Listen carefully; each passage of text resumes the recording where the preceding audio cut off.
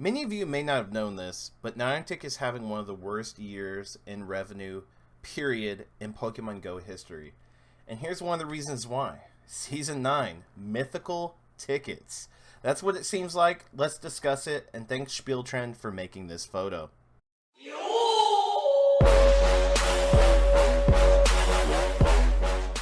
What's up everybody, how you doing? Hope you're having a fantastic day. And we're going to talk about Niantic actually having one of the worst years ever since 2017 as far as revenue goes, and honestly the future of Pokemon Go because of what Niantic's going to continue to do, especially going into 2023 due to the lack of growth from Pokemon Go.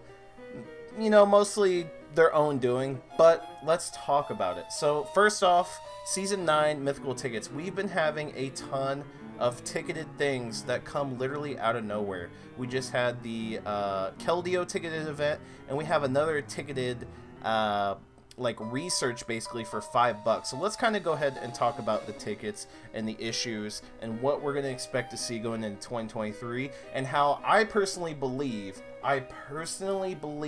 Niantic is going to kill their game even more by not only increasing the price of tickets, but handing out more and more ticketed things and locking things behind tickets. Now, that locking might only be temporary, but having things come out first in tickets does give people somewhat of an advantage, because they're going to get more items, blah blah blah blah blah, that is going to benefit that person because they paid for it. Now, for example, the Pokemon Go Tour. Now, I know that not very many people are going to be able to go necessarily in person for this, but this still holds true to the number one problem with Niantic.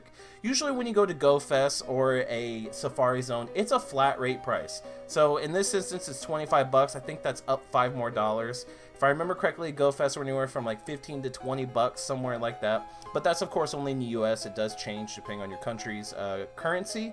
But $25, that seems a little bit higher. I could be wrong. But here's where things are going to get interesting, and how you can expect things to be moving forward as the years progress. You can pay extra for bonuses. 15, 25. We're talking $80, guys. $80 for the what should have been the full experience for Go Fest in person for here. And it's not 100% clear for people who are going to do it globally, because you still have to buy a ticket to do it globally, if this is going to be a thing as well. But it's just, and it's insane, because $15 for up to 18 free raid passes, additional 5,000 XP, 6 additional candy, and 3 additional XL rewarded in 5-star raids. Like, that is a huge pay to win aspect.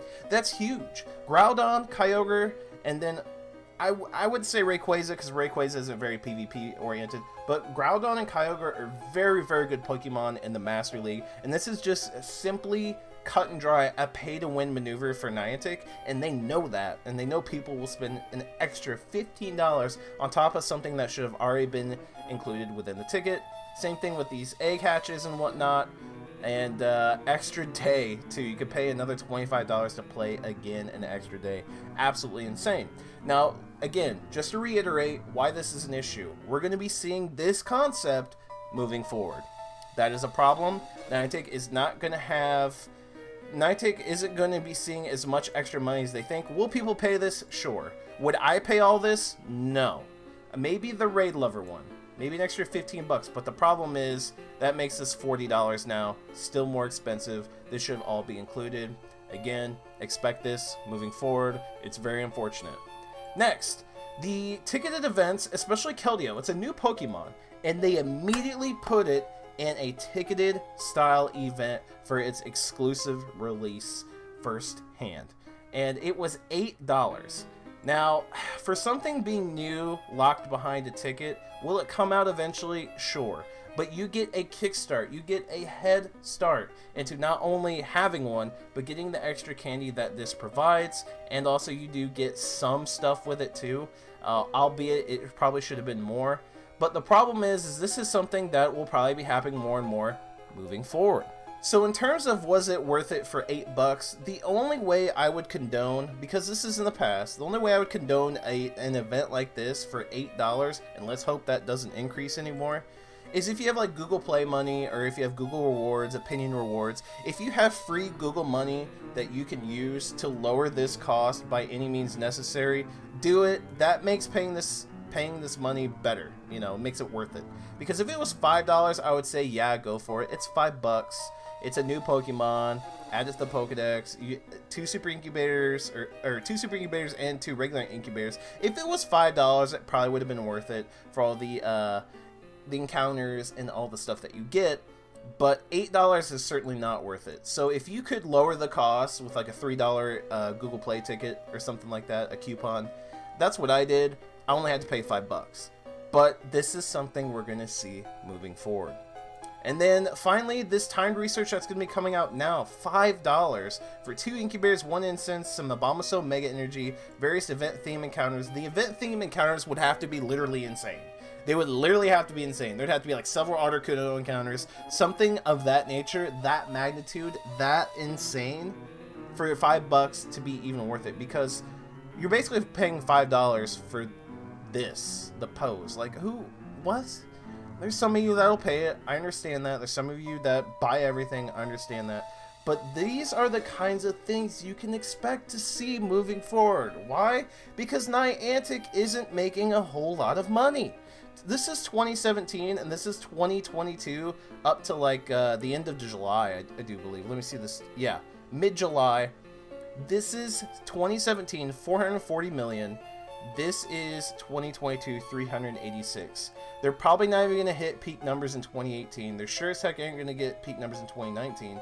And let's talk about 2020 and 2021. That's when we had those COVID bonuses, and they were fantastic. They increased the quality of life significantly to the point where it almost seemed like that's how the game should have been played when it released. And then they rolled those back in 2022, and people just gave up. They quit. They're like, I can't now play the game that I was playing for 2 straight years, because it came out in 2020 and then it rolled through 2021, so it was basically 2 years just about. And then they rolled all that back and people stopped. So Niantic is now making all these ticketed events to help shareholders and try to say, hey, we're going to be charging these people more money, more tickets for all these in-person events. We're going to charge more money. Don't worry about it. We'll make up this money that we're losing in 2022 so we can have a bomb year and you guys don't have to worry about your stocks and whatnot. That is what Niantic is going to be doing moving forward. That is going to be the business practice. They're going to try to shuttle more money down our throats. And here's why that is an issue, and here's why Pokemon Go might die, I should say, or we would see not very many things new coming to the game, hardly at all, because they're not going to be able to pay their developers as much as they used to, and stockholders and stuff will be angry, is people just aren't going to pay for this stuff. People are not going to spend $8. People aren't going to spend $5. And I don't buy this ticket. It is not worth it, even with a discount. Even if you could get a discount, do not buy this ticket. It's all these tickets, they think people are going to buy them. Everybody. They think everybody's going to buy them, and they're not. They're not. So they're not going to make up the revenue. In fact, it might make it worse. And another thing is making it worse is not only the tickets that we just discussed, is the boxes. Here are the new boxes, December 14th, 2022. And they've just been terrible this whole year. I haven't bought a box in 2022. Think about that for a second. Have you bought a box in 2022? How many boxes do you normally buy on any given time when they're actually good deals? I buy several. I would say I probably buy 30 to 40 boxes a year when they're really good deals. 30 to 40 boxes. I've bought 0 boxes. That actually blows my mind. I've bought 0 boxes. I just strictly buy from the store, remote raid passes, incubators here and there, because there hasn't been a bundle that's worth it. The boxes have also been so bad that Niantic is losing money in 2022, and it freaking shows it.